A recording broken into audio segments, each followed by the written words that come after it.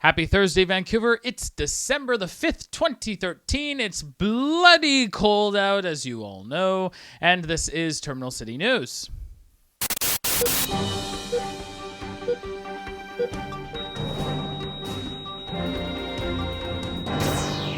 Surrey and New Westminster aren't seeing eye to eye regarding a new Patella Bridge, and Translink is starting to get worried. See, if a resolution isn't found quickly, Translink will have to splurge on continuing to repair and upgrade the old bridge, sinking millions upon millions of dollars into it when it has long outlived its projected life expectancy. Now, you see, Surrey is in full support of a 6-lane bridge, while New West is steadfastly arguing for a new 4-lane bridge.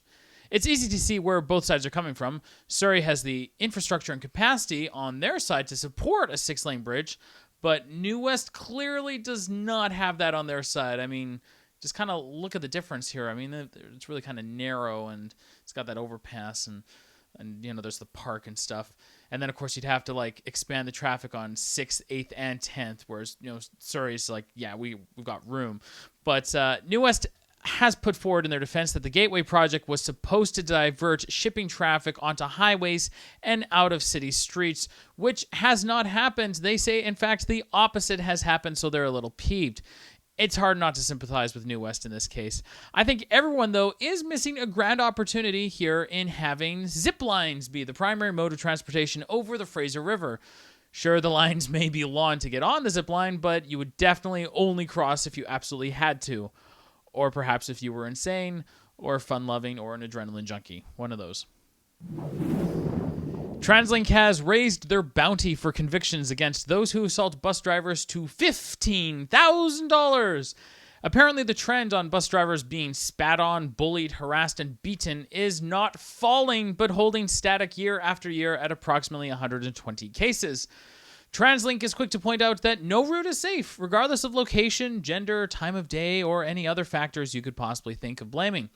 Since security measures are not deterring the assaults, Translink is hoping that the exorbitant rewards for offenders might do the trick. Hell, for 15 grand, you might even get the offenders to turn themselves in. In fact, I'm a little broke, so I'm going to go assault a bus driver and turn myself in. This week marks the beginning of tunneling in Coquitlam and Port Moody for the Evergreen Line. Project director Amanda Farrell is already apologizing for the noise and inconvenience, but admitting that there's not much that can be done. So enjoy your holidays, everyone. A federal government panel has pushed forward a recommendation that in the event of an accident resulting in pollution, the offending corporation have unlimited liability, up from a $161 million cap. The recommendation was applauded by everyone in the government and undoubtedly nerve-wracking for petroleum and LNG corporations for the same reason. The implication of this is actually fantastic. You could have a disaster, the government could send in some guys to assess the damage, and then the bill would be tallied continually against the offender, whether it's Enbridge, Kinder Morgan, or, I don't know, Coca-Cola, until the job was completely cleaned up and rectified. As it stands, these companies can have a contingency fund of $161 million on standby and then just kind of put that towards the disaster and not have to worry about cleaning up afterwards. It's like, we put in our 161, and then we're done. I mean, that's kind of the way that they can approach it now. But now there's a potential that the spill could bankrupt a corporation because they'll kind of have to keep on forcing money into the issue, keep on having to clean up afterwards. You know, there would be no end to their billing. They would have to keep funneling money until the job is done.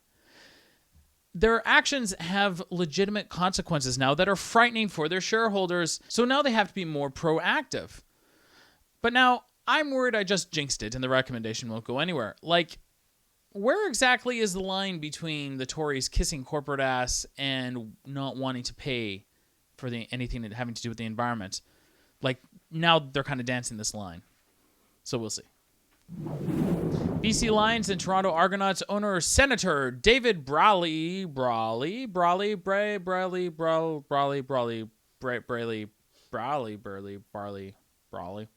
has resigned from the Senate a full 3 years early. Although he hasn't officially stated a reason as to why, many are speculating that he wants to take advantage of the last few years of his life with his family and perhaps even start that senator-exclusive football team he's always wanted.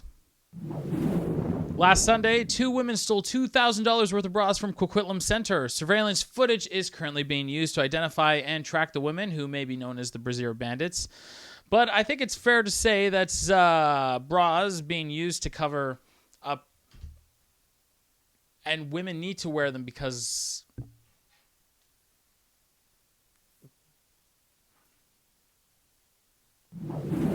That's it for this week, Vancouver. Quick reminder about our BC Ferries beatdown competition. Make a rap song, or any song, about the foils of BC Ferries and submit it to admin, A-D-M-I-N, at nshgfilms.com by the end of this month, by the end of December, and you could win $100 plus the chance to see me hand it over to BC Ferries and say, want to watch this? Once again, no one has entered the competition yet. Your chances of winning are currently 100%.